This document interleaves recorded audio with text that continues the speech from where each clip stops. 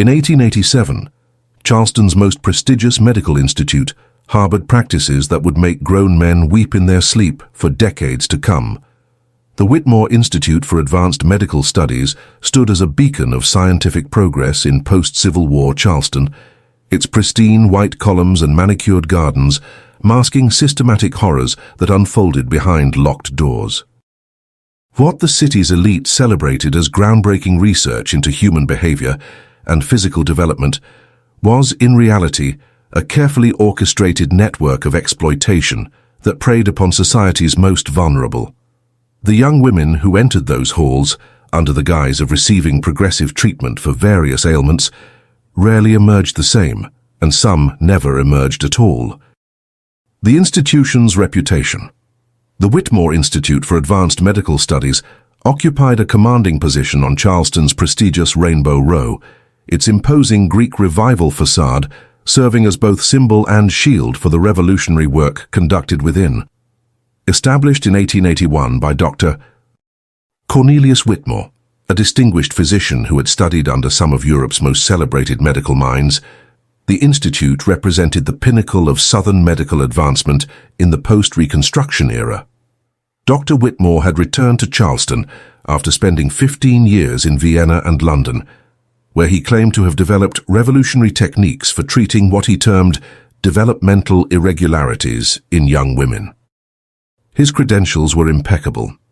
He held degrees from both Harvard Medical School and the University of Edinburgh, had published extensively in European medical journals, and carried letters of recommendation from physicians whose names commanded respect across 2 continents.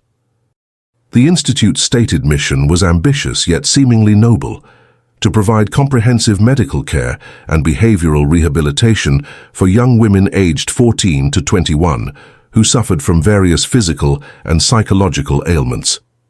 The facility specialized in treating what 19th century medicine classified as hysteria, melancholia, and developmental disorders, conditions that affluent families preferred to address discreetly. Rather than endure the social stigma of public acknowledgement, Charleston's social elite embraced the institute with remarkable enthusiasm. The city's most prominent families, the Ravenels, the Pinckneys, the Rutledges, not only provided financial backing, but also served on the institute's board of directors. Mrs. Elizabeth Ravenel, whose husband controlled much of Charleston's shipping industry, frequently hosted elaborate fundraising events at her mansion on Meeting Street, where Charleston's most influential citizens gathered to celebrate Dr. Whitmore's pioneering work. The institute's reputation spread rapidly throughout the Southeast.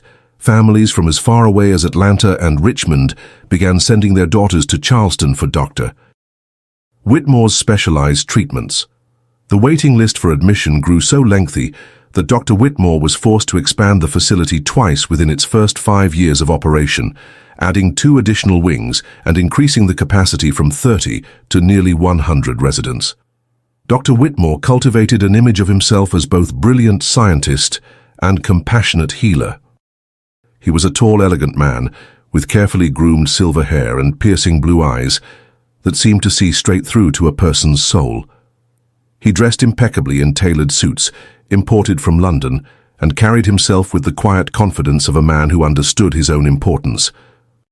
His lectures at the Medical College of South Carolina drew standing-room-only audiences, and his published papers on innovative therapeutic approaches to female developmental disorders were widely cited in medical journals throughout the United States and Europe. The Institute's facilities were designed to impress visitors and reassure anxious parents.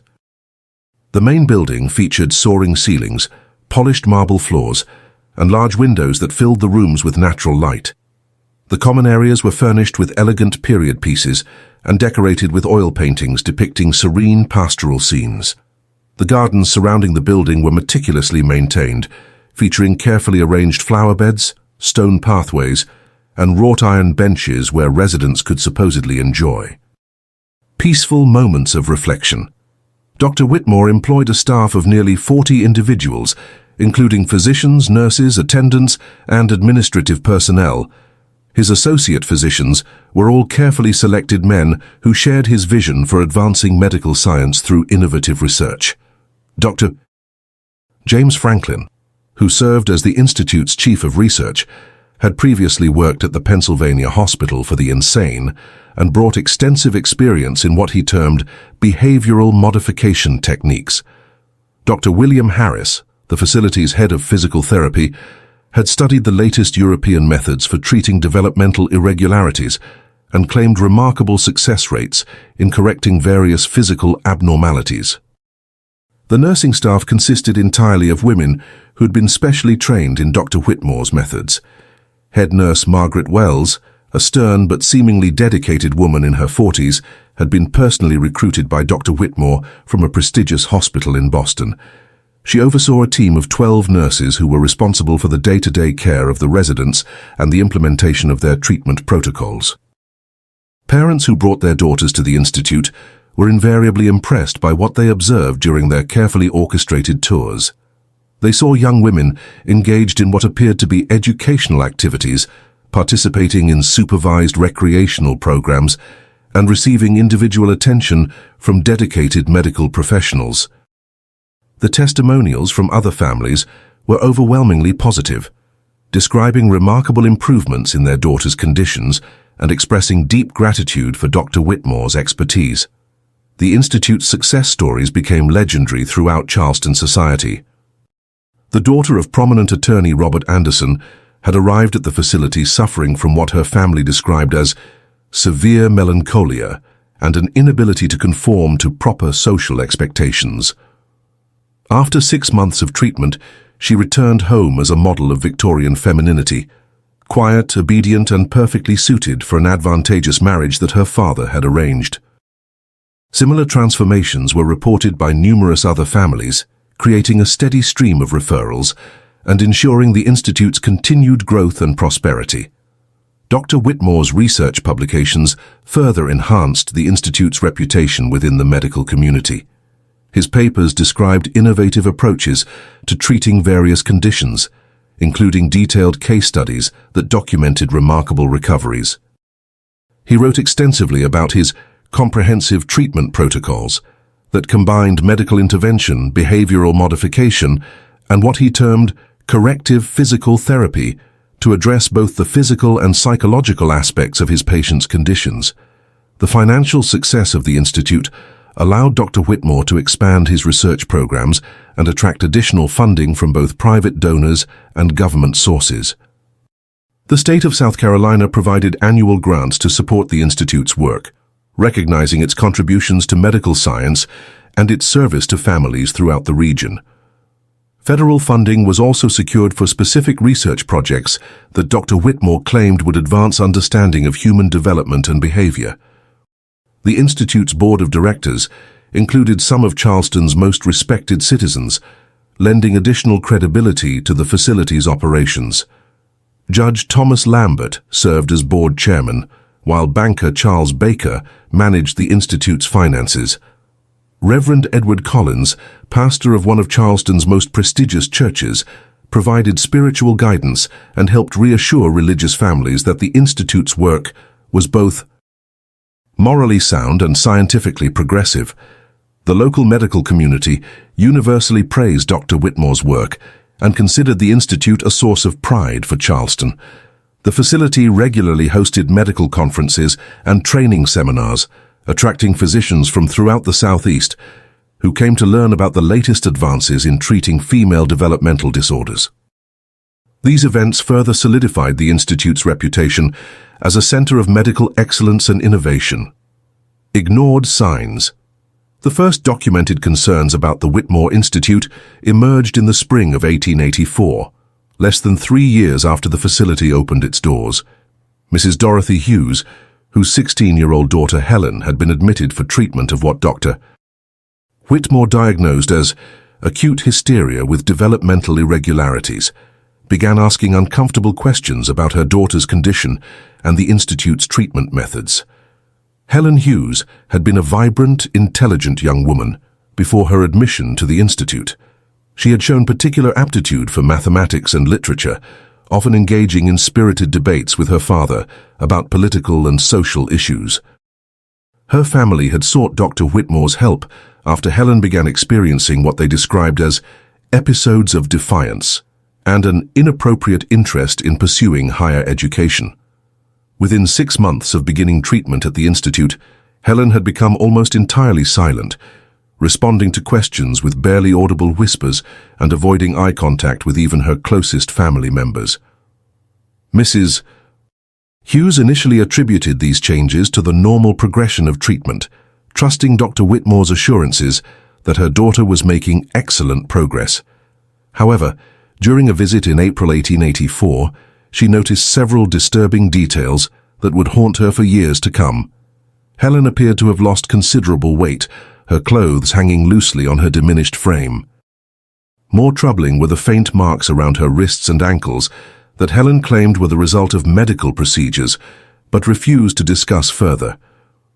When Mrs. Hughes requested a private meeting with Dr. Whitmore to discuss her concerns, she was politely but firmly informed that such meetings could interfere with Helen's treatment progress. Dr. Franklin, who met with her instead, provided a detailed explanation of the intensive therapeutic protocols that Helen was receiving and assured Mrs. Hughes that the physical changes she observed were normal side effects of the advanced medical treatments being administered. Mrs. Hughes was not satisfied with these explanations and began making inquiries among other families whose daughters were receiving treatment at the institute. What she discovered disturbed her profoundly. Several other mothers reported similar observations about their daughters' physical and psychological deterioration, but all had been given similar reassurances by the institute's staff. More concerning were the accounts of parents who had attempted to remove their daughters from the facility prematurely, only to be informed by Dr. Whitmore that such action could result in permanent damage to their daughter's psychological well-being. The first disappearance occurred in September 1884.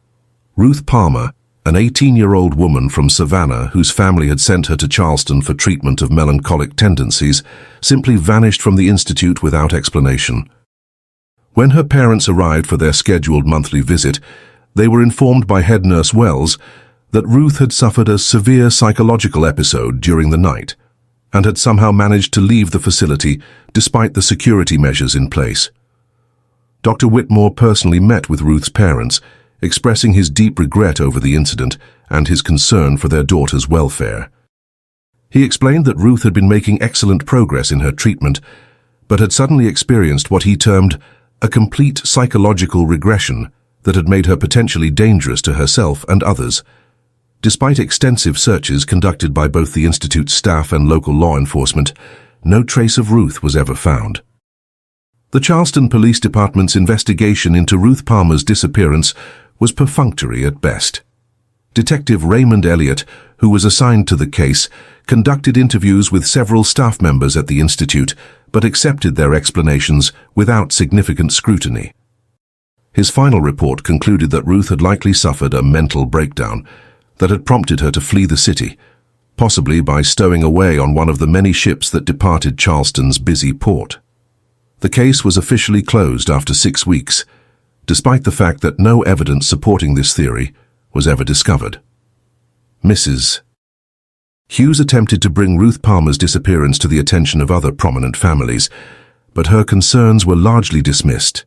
The social pressure to maintain the institute's reputation was enormous, and families who had invested significant resources in their daughters' treatments were reluctant to acknowledge any problems with the facility. Several parents who had initially expressed concerns about their daughters' conditions suddenly began reporting remarkable improvements, leading Mrs. Hughes to suspect that they had been pressured or persuaded to change their accounts.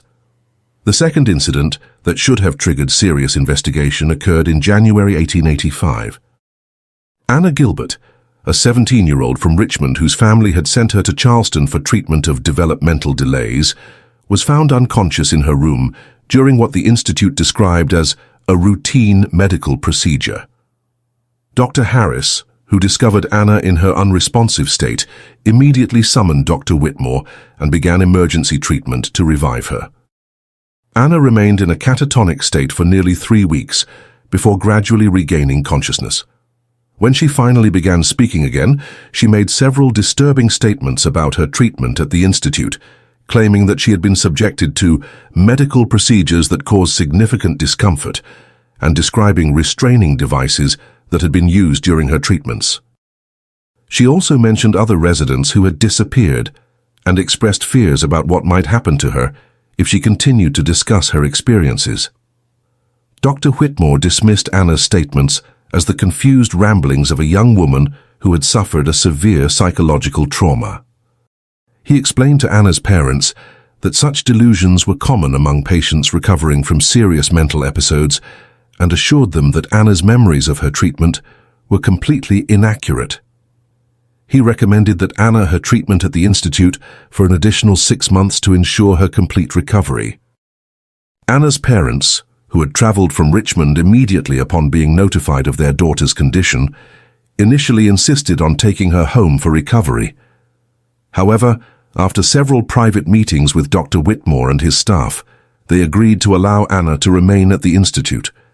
They later told relatives that Dr. Whitmore had convinced them that removing Anna prematurely could result in a permanent relapse into her previous condition.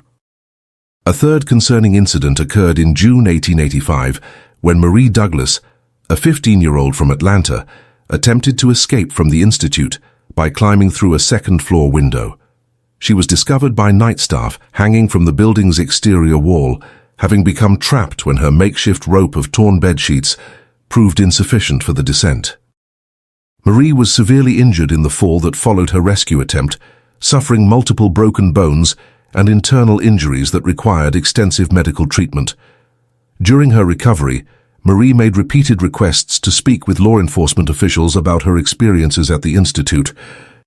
She claimed that she and other residents had been subjected to unauthorized medical procedures and described a systematic pattern of mistreatment that contradicted everything the Institute claimed about its therapeutic programs.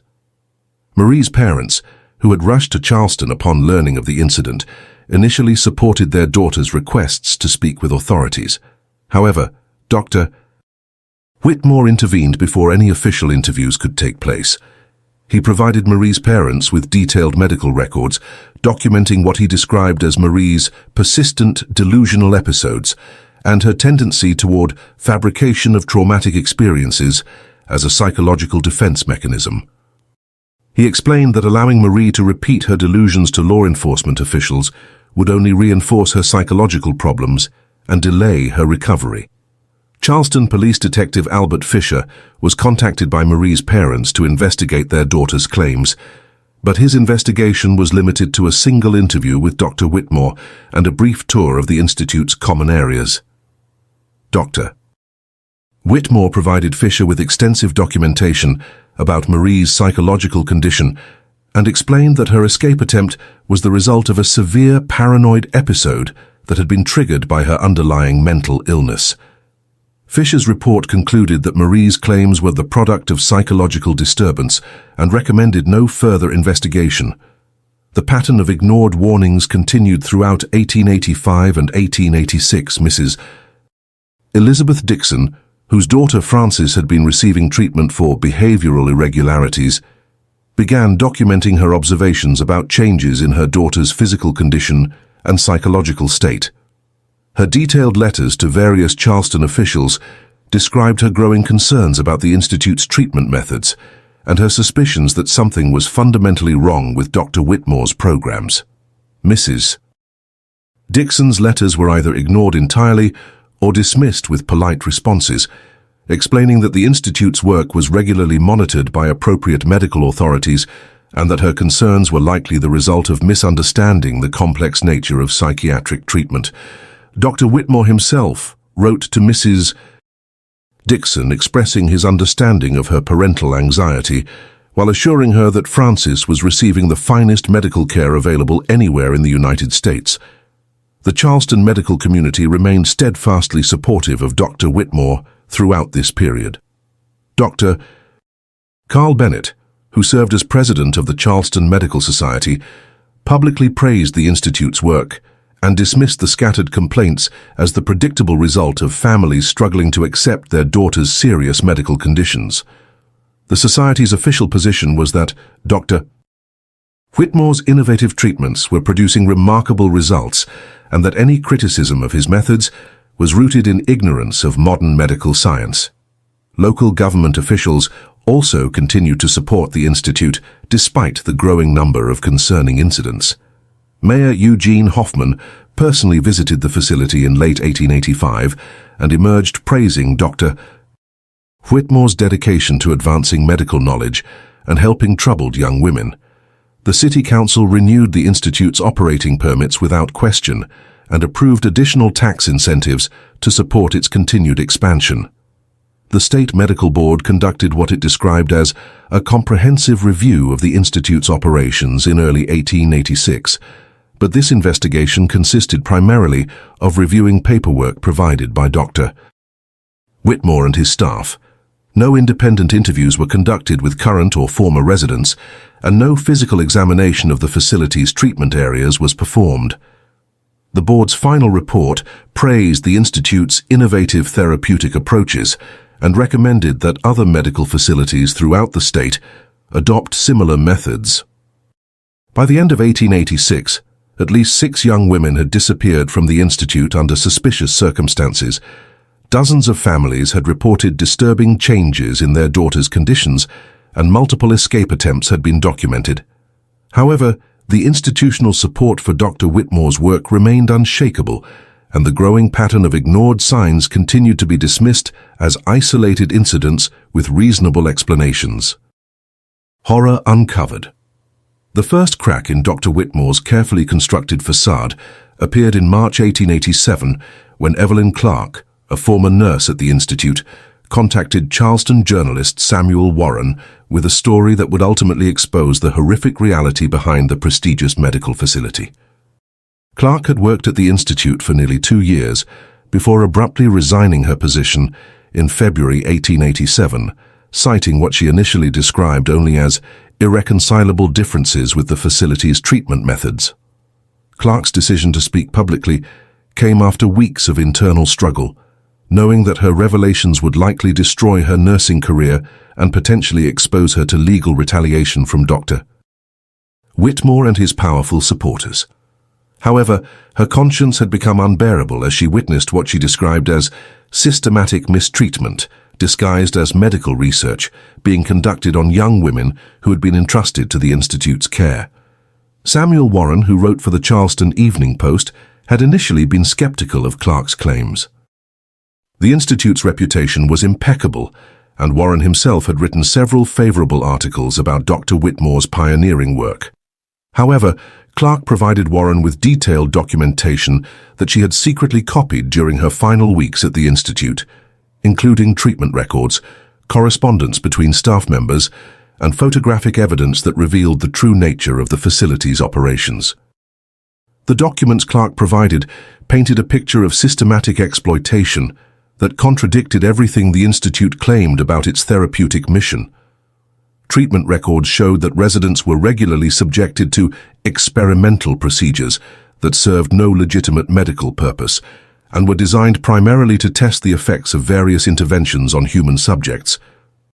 These procedures included the administration of unknown chemical substances, the application of electrical stimulation devices, and surgical interventions that deliberately caused physical harm while being documented as medical research. One particularly disturbing set of records documented what Dr. Whitmore described as developmental modification protocols that were being tested on residents between the ages of 14 and 18. These protocols involved the systematic administration of substances designed to halt normal physical development and create what the documents referred to as controllable subjects for long-term study. The records indicated that these interventions had been successfully used to ensure that young women who appeared much younger than their stated ages could be maintained at the institute indefinitely without raising suspicions about their prolonged treatment.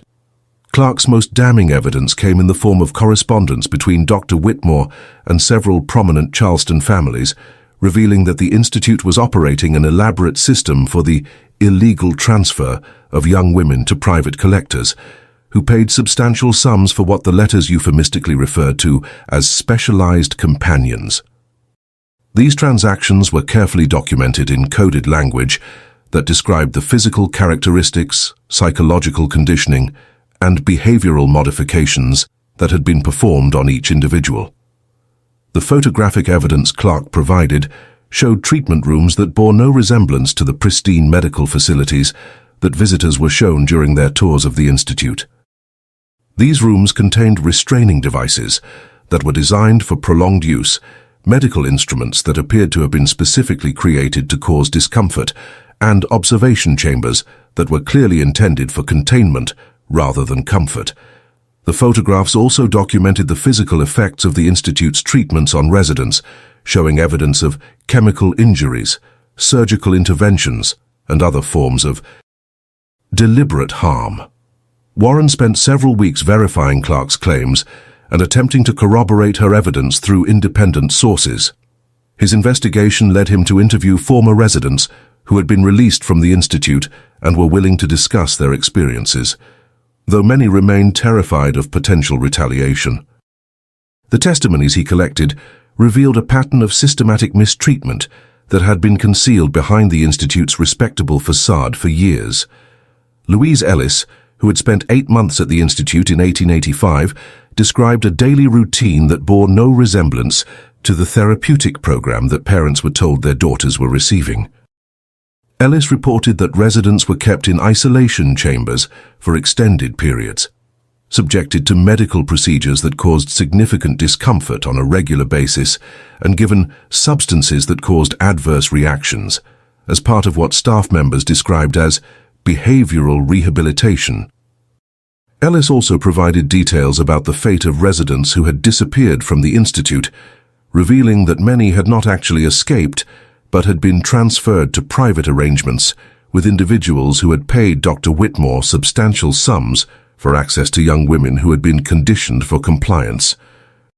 These transfers were typically conducted during nighttime hours and were disguised in the institute's records as medical emergencies or family interventions that required immediate relocation. Rose Jennings, another former resident, described the systematic methods used to ensure that residents could not effectively communicate with their families or outside authorities about their treatment. Residents who attempted to report their experiences were subjected to intensive psychological assessment that typically resulted in documentation of severe delusional episodes that discredited any statements they might make about the institute's operations. Chemical substances were regularly administered to residents before family visits to ensure that they would appear calm and satisfied with their treatment. Jennings also revealed the existence of what she described as specialized treatment rooms, located in the institute's basement, areas that were never shown to visitors and were accessible only to Dr. Whitmore and his most trusted staff members. These rooms contained equipment and instruments that were used for experimental procedures that went far beyond anything that could be justified as legitimate medical treatment. Residents who were taken to these rooms often returned in severely weakened conditions and were typically unable to provide coherent accounts of what had been done to them. Warren's investigation also uncovered financial records that revealed the true scope of the Institute's criminal operations. Dr. Whitmore had been receiving payments from a network of wealthy individuals throughout the Southeast who were purchasing access to young women who had been prepared through the Institute's treatment programs. These transactions were carefully disguised as research funding and charitable donations, but the accompanying documentation made clear that they were payments for human trafficking. The financial records showed that the Institute had generated nearly $500,000 in revenue from these illegal transactions over a period of 6 years, far exceeding the income from legitimate medical treatments and research grants. This money had been used to expand the facility's operations, purchase additional equipment for the treatment rooms, and provide substantial payments to staff members who were aware of the Institute's true activities. Martha Steele, a former administrative assistant at the Institute, provided Warren with copies of correspondence that revealed the involvement of prominent Charleston citizens in the Institute's criminal network. Judge Thomas Lambert, who served as chairman of the Institute's board of directors, had been actively involved in arranging the transfers of residents to private collectors and had received substantial payments for his participation. Banker Charles Baker had helped launder the proceeds from these transactions, through a complex network of accounts designed to conceal their true source. The correspondence also revealed that several other medical facilities throughout the Southeast were operating similar programs in coordination with the Whitmore Institute. Dr. Whitmore had been serving as the coordinator for a regional network that was systematically exploiting young women under the guise of providing medical treatment. This network included facilities in Atlanta, Richmond, and New Orleans, all of which were using similar methods to acquire and condition young women for transfer to private collectors. Warren's investigation uncovered evidence that state and federal officials had been aware of suspicious activities at the Institute, but had been persuaded to ignore them through a combination of financial incentives and political pressure. Governor Ralph Daniels had received substantial campaign contributions from individuals connected to the Institute's operations, and several state legislators had family members who had benefited financially from their association with Dr. Whitmore's network. The documentation provided by Clark also revealed the fate of many residents who had officially disappeared from the Institute. Most had been transferred to private estates throughout the rural South, where they were being held as domestic servants under conditions that amounted to enslavement. Others had been sent to similar facilities in other states, where they continued to be subjected to experimental treatments that served the interests of Dr. Whitmore's research network. Perhaps most disturbing was the evidence that the Institute had been deliberately targeting young women from families that lacked the social connections or financial resources to effectively challenge the facility's operations. While prominent Charleston families received genuine medical care for their daughters, less influential families found their daughters subjected to the Institute's experimental programs. This systematic targeting ensured that the Institute's criminal activities would be less likely to attract attention from individuals with the power to expose them.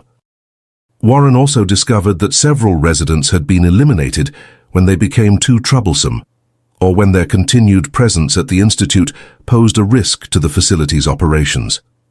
These deaths were disguised in official records as medical complications or accidents, but the documentation Clark provided revealed that they had been deliberate acts designed to silence individuals who threatened to expose the Institute's activities. The evidence Warren assembled painted a picture of institutional horror that extended far beyond anything the scattered complaints and suspicious incidents had suggested. The Whitmore Institute had been operating as the centerpiece of a criminal network that systematically exploited vulnerable young women, while maintaining a facade of medical respectability that fooled even sophisticated observers for years. Legacy and silence. Samuel Warren's explosive investigation into the Whitmore Institute was scheduled to be published in the Charleston Evening Post on April 15, 1887.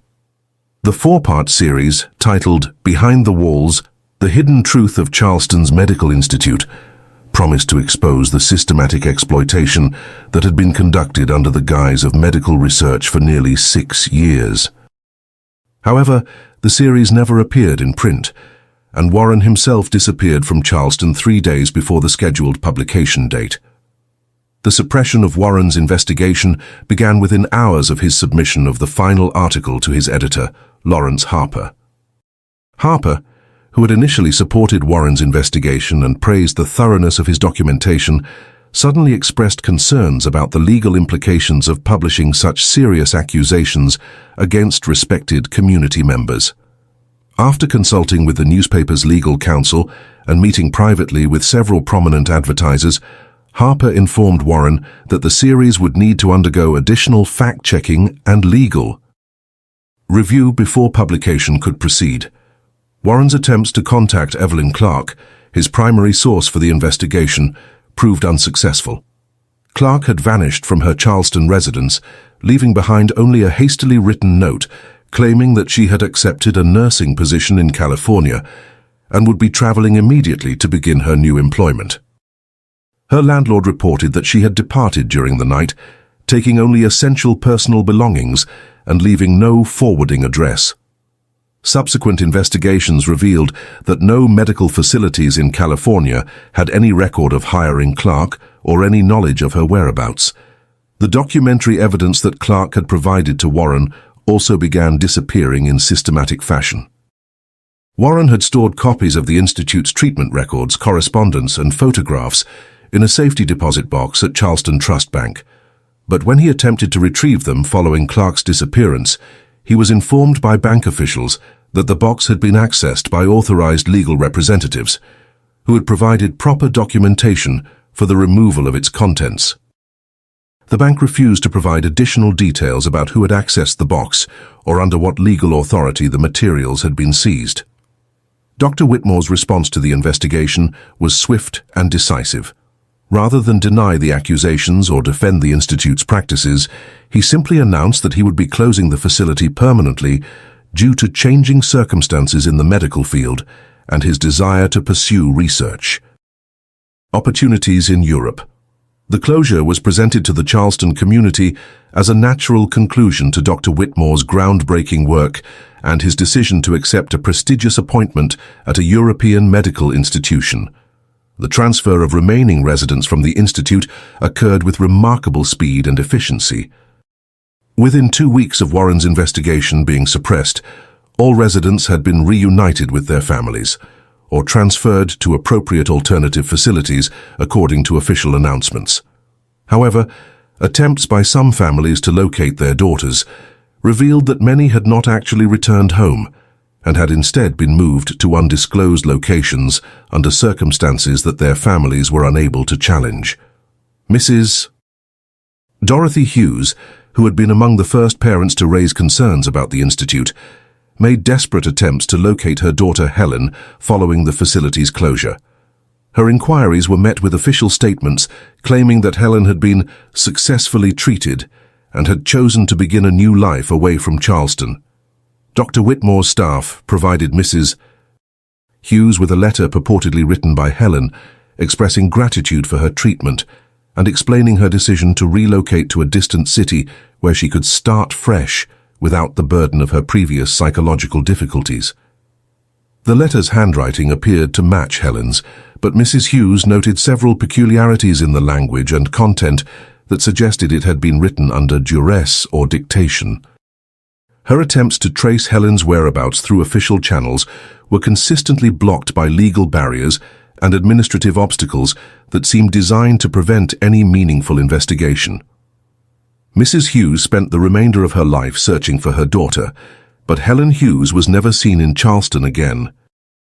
Judge Thomas Lambert, whose involvement in the Institute's criminal network had been documented in Warren's investigation, managed to avoid any legal consequences through a carefully orchestrated strategy of denial and misdirection.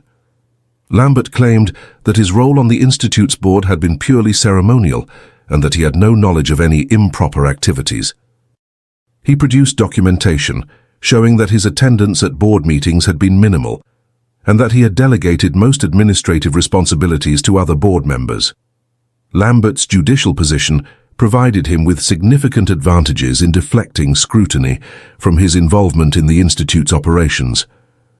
His colleagues on the bench accepted his explanations without serious questioning, and his continued service as a respected member of Charleston's legal community effectively shielded him from further investigation. The financial benefits he had received from his participation in the Institute's criminal activities were successfully concealed through complex legal arrangements that made them appear to be legitimate investment returns. Banker Charles Baker employed similar tactics to escape accountability for his role in laundering the proceeds from the Institute's illegal transactions. Baker claimed that his banking services had been provided in good faith and that he had no knowledge that the funds he was handling had been obtained through criminal activities. He produced extensive documentation showing that all transactions had been properly recorded and that his bank had followed standard procedures for verifying the legitimacy of large deposits and transfers. Baker's position as a prominent member of Charleston's financial community provided him with powerful allies who were willing to vouch for his integrity and dismiss any suggestions of wrongdoing.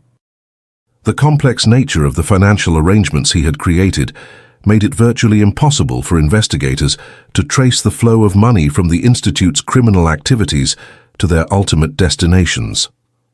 Baker continued to operate his banking business successfully for many years, eventually expanding his operations throughout the Southeast. Dr. Whitmore himself departed Charleston in May 1887, reportedly bound for Vienna, where he had accepted a position with a prestigious medical research institution. However, subsequent investigations revealed that no such position existed and that Dr. Whitmore had effectively vanished from the medical community entirely. His departure from Charleston was conducted with the same careful planning that had characterized his criminal operations, leaving behind no trace of his ultimate destination or his continued activities. The Whitmore Institute building was sold to a Charleston development company within weeks of Dr. Whitmore's departure. The new owners immediately began extensive renovations that eliminated all traces of the facility's previous use, including the complete removal of the basement treatment rooms where the most serious abuses had occurred. The building was converted into luxury residential apartments that were marketed to Charleston's affluent families, with no mention of its previous function as a medical facility. The systematic destruction of evidence extended beyond the physical elimination of treatment rooms and equipment. Medical records, correspondence, and financial documents related to the Institute's operations were either destroyed or removed to locations where they could not be accessed by potential investigators. Former staff members who had knowledge of the Institute's criminal activities either disappeared from Charleston entirely or signed legal agreements that prevented them from discussing their experiences. Martha Steele, the former administrative assistant who had provided Warren with crucial financial documentation, was found dead in her apartment 3 weeks after the Institute's closure. The official cause of death was listed as accidental poisoning, resulting from the consumption of contaminated food, but no investigation was conducted to determine the source of the contamination or whether foul play might have been involved. Steele's death effectively eliminated one of the few remaining witnesses who could have provided detailed testimony about the Institute's financial operations. Louise Ellis and Rose Jennings, the former residents who had provided Warren with testimonies about their treatment at the Institute, both experienced mysterious accidents within months of speaking with the journalist. Ellis suffered severe injuries in what was described as a carriage accident that left her unable to speak coherently, while Jennings was found unconscious near Charleston Harbor with injuries consistent with what police described as an accidental fall. Both women survived their injuries, but were left with permanent disabilities that prevented them from providing any further information about their experiences. The Charleston Evening Post, under pressure from advertisers and influential community members, made no further attempts to investigate the Institute or publish Warren's suppressed articles. Lawrence Harper, the editor who had initially supported the investigation, was quietly removed from his position and replaced with a more conservative journalist who showed no interest in pursuing controversial stories. The newspaper's coverage of the Institute's closure was limited to brief announcements that portrayed Dr. Whitmore's departure as a natural career transition. State and federal officials, who had been aware of suspicious activities at the Institute, took no action to investigate the facility's operations or hold anyone accountable for the crimes that had been committed. Governor Ralph Daniels issued a brief statement praising Dr. Whitmore's contributions to medical science and expressing regret that Charleston was losing such a distinguished researcher. No mention was made of the allegations that had been raised against the Institute or the evidence that had been assembled by Warren's investigation.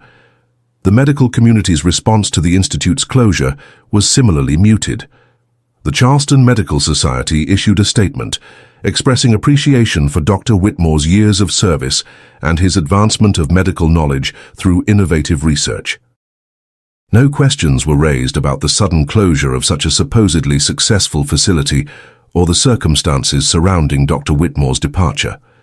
The Society's official position was that any criticism of the Institute's work was unfounded and represented a misunderstanding of legitimate medical research. The families whose daughters had been victimized by the Institute's operations found themselves isolated and powerless to seek justice or even acknowledgement of what had been done to their children. Those who attempted to pursue legal action discovered that crucial evidence had disappeared.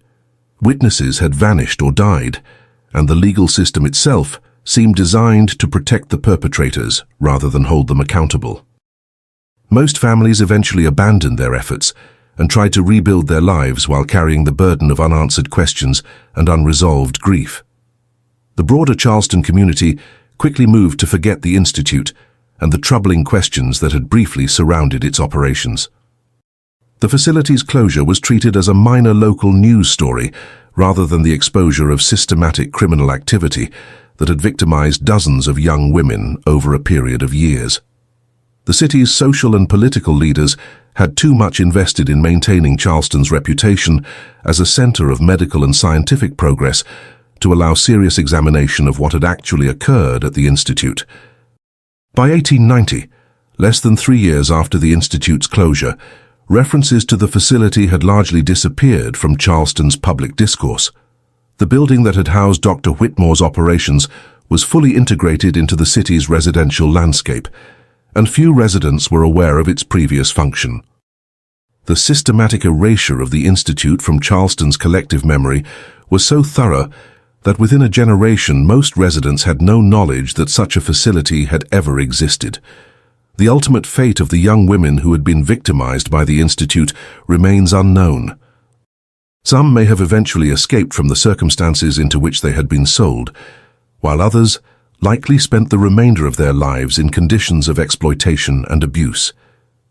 The systematic destruction of records and the elimination of witnesses ensured that their stories would never be fully told and that justice would never be served for the crimes committed against them. Samuel Warren was never seen again after his disappearance in April 1887. His investigation into the Whitmore Institute represented the closest anyone came to exposing the full scope of the criminal network that had operated under the protection of Charleston's most respected institutions. The suppression of his work and his subsequent disappearance served as a powerful warning to anyone else who might consider challenging the silence that had descended over the Institute's legacy. The Whitmore Institute case demonstrates how institutional respect and social standing can provide perfect cover for systematic criminal activity, and how the same forces that create such institutions can also protect them from accountability when their true nature is finally revealed. The young women who suffered and died within its walls became footnotes in a history that was deliberately obscured, their voices silenced not just by their captors, but by an entire community that chose willful blindness over uncomfortable truth. If this story impacted you, if you stayed until the end, it's because you feel these hidden truths also need to be exposed. So leave in the comments the city you're watching from. This way we can see how far these stories are reaching, and subscribe to the channel. There are many other cases the world tried to forget, but we insist on remembering.